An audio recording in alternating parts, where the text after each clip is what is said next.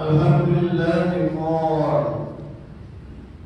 wa man hayatud dunya illa la'ibun wa lad-darul akhiratu khairun lil-ladzina yattaqun afala ta'qilun.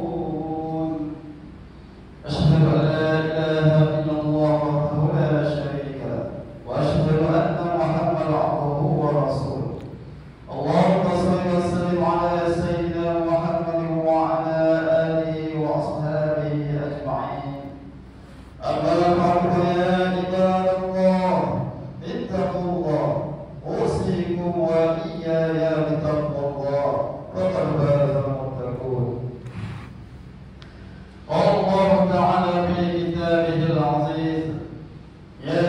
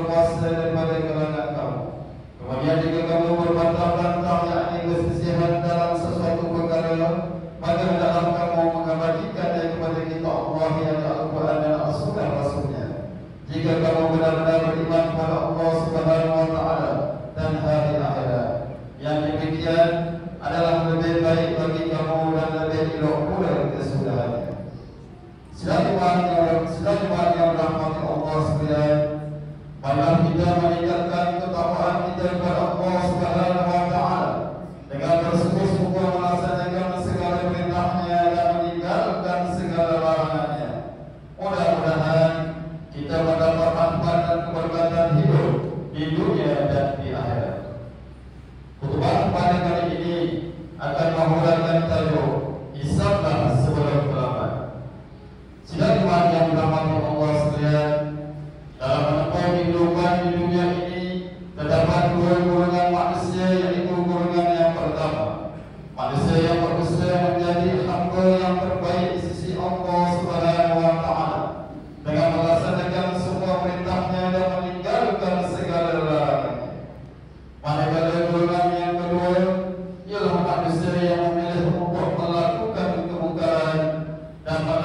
perintah Allah Subhanahu wa taala.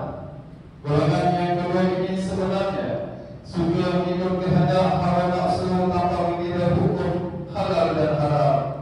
Mereka beranggapan bahawa hidup hanya sekali dan perlu berseronok sebelum meninggal dunia. Keinginan hawa nafsu yang menguasai akal manusia ini telah menyebabkan manusia terpedaya dengan tipu daya dunia, sehingga kan ada segelintir yang sudah berumur pun masih gemar melakukan perkara-perkara yang melalaikan dan tidak berfaedah. Pepatah ada menyebut rumah tak terpergi, kubur tak terbalik. Namun pepatah yang sering diungkapkan ini tidak membekas di dalam jiwa mereka. Manakala bagi golongan muda-muda seolah-olah mereka terlupa bahawa mati sebenarnya boleh berlaku bila-bila masa tanpa mengira usia tua atau muda. Mereka masih terleka dengan perkara-perkara yang melalaikan, seperti menghabiskan masa dengan perkara yang tidak berfaedah, hiburan yang melampau, pergaulan bebas lelaki dan perempuan dan sebagainya. Hal ini dibuktikan dalam firman Allah Subhanahu wa taala dalam surah Al-An'am ayat 32 yang dibacakan pada awal khutbah tadi yang bermaksud. Dan tidak yang dinamakan kehidupan di dunia melainkan permainan yang sia-sia dan hiburan yang melalaikan, dan demi sesungguhnya negeri akhirat itu lebih baik bagi orang yang bertakwa. Oleh itu, tidakkah kamu mahu berpikir? Maaf muslimin rahimahumullah, sesungguhnya ajaran Islam tidak menghalang umatnya bergembira dan melakukan perkara-perkara yang menyeronokkan. Namun setiap perkara yang dilakukan itu hendaklah mengikut panduan dan batasan syariat Islam. Sebagai manusia biasa, kita menyadari bahawa memang agak sukar bagi kita mengelakkan diri daripada melakukan kesilapan atau kesalahan, sama ada secara sengaja ataupun tidak sengaja. Ada dalam kalangan kita yang cuba mengawal diri daripada terperangkap dengan tipu daya syaitan.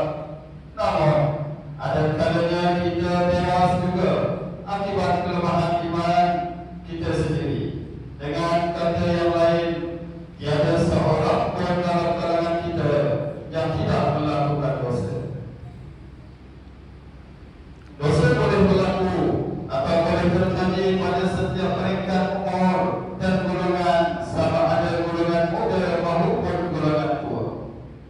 Bagi mereka yang telah mencapai usia tua, maka berwaspadalah, kerana jika tiada hasrat dalam hati untuk berubah menjadi manusia yang baik dan kembali kepada Allah Subhanahu wa taala, diimani selama-lama hidupnya akan berada di dalam kebukaan Allah Subhanahu wa taala. Hal ini dikatakan demikian kerana inilah saat yang akan menentukan pengakhiran perjalanan hidup seseorang manusia, sama ada pengakhiran yang baik, husnul khatimah, atau pengakhiran yang buruk, su'ul khatimah. Dalam sebuah hadis yang diriwayatkan oleh Imam Al-Tirmizi yang bermaksud daripada Abu Bakar radhiyallahu anhu, seseorang bertanya kepada Rasulullah sallallahu alaihi wasallam, siapa orang yang terbaik itu? Rasulullah sallallahu alaihi wasallam menjawab, orang yang banyak umurnya dan banyak amalannya. Ia berkata, lalu siapa orang yang terburuk itu? Rasulullah sallallahu alaihi wasallam menjawab, orang yang banyak umurnya tapi buruk amalannya. Sidang tuan yang dirahmati Allah sekalian, oleh itu selagi hayat dikandung badan, selagi pintu taubat masih terbuka, bersegeralah kita isar dan bertaubat kepada Allah Subhanahu wa taala, kerana kita tidak mengetahui bilakah keadaan hidup kita di dunia ini.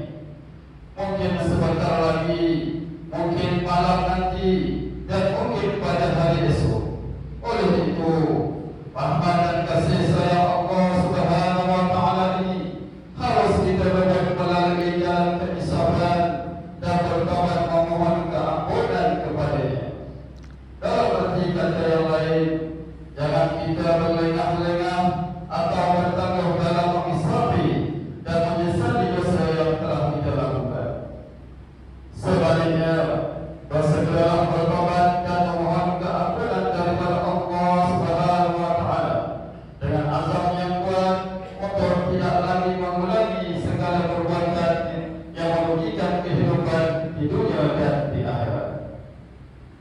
Hal ini dinyatakan dalam firman Allah Subhanahu wa taala dalam surah Al-Zumar ayat 23 yang bermaksud, katakanlah ya wahai Muhammad sallallahu alaihi wasallam, wahai hamba-Hambaku yang telah melampaui batas terhadap diri mereka sendiri, yakni dengan perbuatan-perbuatan maksiat. Janganlah kamu berputus asa daripada rahmat Allah, kerana sesungguhnya Allah Subhanahu wa taala mengampunkan segala dosa. Sesungguhnya Dialah juga yang Maha Pengampun, lagi Maha Mengasihi. Selain itu, pada masa yang sama, kita juga harus sentiasa berusaha memperbanyakkan dan meningkatkan amalan ibadah kita, meliputi amalan ibadah yang wajib maupun yang sunat. Sekiranya hari ini kita hanya menunaikan solat fardu, maka tingkatkanlah amalan ibadah dengan melaksanakan solat-solat sunat. Seandainya kita terlibat dengan perbuatan-perbuatan maksiat, maka jauhilah dan tinggalkanlah dia. Jikalau dahulu kita merasa berat tangan untuk mengeluarkan sedekah, maka bersegeralah berdapat pahala bersedekah. Sesungguhnya dengan perbuatan kebaikan yang kita lakukan ini akan dapat menyuburkan hubungan kita dengan Allah Subhanahu wa taala serta hubungan kita sesama manusia. Selepas yang dirahmati Allah sekalian, justru sebagai urusan bagi mengakhiri khutbah pada kali ini, memang ingin menyuruh jemaah sekalian, marilah kita mengisahi diri dan berubah ke arah kebaikan sebelum terlambat. Berubah dengan terus berubah ke arah kebaikan. Usaha sekadar memasak azab tanpa berbuat apa-apa. Carilah hidayah Allah Subhanahu wa taala, kerana hidayah tidak akan datang secara begitu sahaja. Sentiasalah melazimkan doa agar Allah Subhanahu wa taala menetapkan hati kita di atas petunjuk dan rahmat-Nya. Oleh itu, kita sama-sama berhijrah sebelum terlewat, dan jadikanlah amalan mengisahi diri dan bertobat secara berterusan sebagai rutin kehidupan harian kita. Semoga tobat kita semua diterima oleh Allah Subhanahu wa taala sebagaimana firman-Nya dalam surah Asy-Syura ayat 25. A'udzubillahi minasyaitonir rajim. وَالَّذِي يَقْبَلُ التَّوْبَةَ عَنْ عِبَادِهِ وَيَعْفُو عَنِ السَّيِّئَاتِ وَيَعْلَمُ مَا تَفْعَلُونَ. Yang bermaksud, dan Dia Tuhan yang menerima taubat dari hamba-hamba-Nya, yakni yang bertaubat, serta memaafkan kejahatan-kejahatan yang mereka lakukan, dan Dia mengetahui akan apa yang telah kamu semua kerjakan. Barakallahu li wa lakum bil Qur'anil azim, wa nafa'ani wa iyyakum bima fihi minal ayati wa dzikril hakim, wa taqabbal minni wa minkum tilawatahu innahu huwas samiul alim. Aqulu qawli hadza wa astaghfirullah al-azim li wa lakum wa lisa'iril muslimina wal muslimat wal mu'minina wal mu'minat wastaghfiruhu wa ya fawzal mustaghfirina wa ya najatan ta'imin. Amin ya rabbal alamin wa fitna ta'atika ajma'in.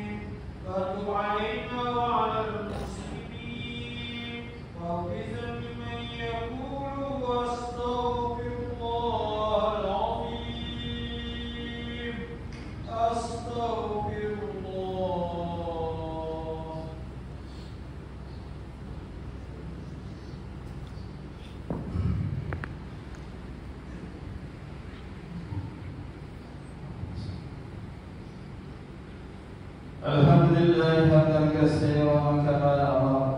Asyhadu an la ilaha illallah wahdahu la syarika lahu. Iqraran bi rububiyyatihi wa hamdan liman jada bihi wa kafa. Wa asyhadu anna sayyidina Muhammadan sayyidul basar. Sallallahu wa sallam ala sayyidina Muhammad wa ala alihi wa sahbihi. Man tasala 'ainun bi nadrin wa 'udhun bi habar. Amma ba'du ya ibadallah, ittaqullaha fima amar wattaqwa amma nahakum anhu wasajar. Wahai hamba Allah, ingatlah bahawa dunia ini adalah tempat tumpangan untuk sementara, akhirat pula sebenar-benar tempat yang kekal untuk selama-lamanya. Oleh itu, marilah kita bertakwa kepada Allah Subhanahu wa taala untuk mendapatkan nikmat kebahagiaan serta menyelamatkan diri daripada siksaan api neraka. Allah Subhanahu wa taala berfirman dalam surah Al-A'raf ayat 36, Inna Allah wa malaikatahu yusalluna 'alan nabi ya ayyuhalladzina amanu sallu 'alaihi wa sallimu taslima. Yang bermaksud sesungguhnya Allah Subhanahu wa taala dan malaikatnya berselawat dan memberi segala penghormatan dan kebaikan kepada Nabi Muhammad sallallahu alaihi wasallam. Wahai orang yang beriman, berselawatlah kamu kepadanya serta ucapkan salam sejahtera dengan penghormatan yang sebenarnya. Allahumma shalli wa sallim ala sayyidina Muhammad wa ala ali sayyidina Maulana Muhammad. Marilah kita bermohon kepada Allah Subhanahu wa taala. Semoga Allah Subhanahu wa taala meridai mahabbah Rasulullah sallallahu alaihi wasallam, yaitu Sayyidina Abu Bakar As-Siddiq radhiyallahu anhu, Sayyidina Umar bin Khattab radhiyallahu anhu, Sayyidina Utsman bin Affan radhiyallahu anhu, dan Sayyidina Ali bin Abi Thalib radhiyallahu anhu, dan sahabat-sahabat baginda yang sama-sama berjuang menegakkan agama Allah Subhanahu wa taala yang maha suci ini radhiyallahu anhu. Seterusnya kepada bapa saudara junjungan kita Sayyidina Hamzah dan Sayyidina Abbas radhiyallahu anhu, cucu-cucu baginda Sayyidina Hasan dan Sayyidina Husain radhiyallahu anhu, putri-putri baginda Sayyidatina Fatimah Zahra dan lain-lainnya radhiyallahu anhu, istri-istri baginda Sayyidatina Khadijah, Sayyidatina Aisyah dan lain-lainnya radhiyallahu anhu. Kepada segala keluarga, sahabat-sahabat, pengikut-pengikut sahabat radhiyallahu anhum, dan yang menuruti mereka itu dari semasa ke semasa hingga hari kiamat. Allahumma ighfir lil muslimin wal muslimat wal mu'minin wal mu'minat al-ahya' wal amwat. Ya Allah, ampunilah sekalian kaum muslimin dan muslimat, mukminin dan mukminat, sama ada yang masih hidup ataupun yang telah kembali ke rahmatullah. Ya Allah, peliharakanlah akidah kami yang berdasarkan akidah Ahlussunnah wal Jamaah, al-Asy'ariyah dan Maturidiyah. Ya Allah, pelihara, lindungi, jauhi dan selamatkanlah akhlak diri kami ini, zuriat keturunan kami, keluarga kami dan umat Islam keseluruhannya daripada berbagai bencana, wabak dan penyakit, segala mara bahaya, kesusahan dan keburukan.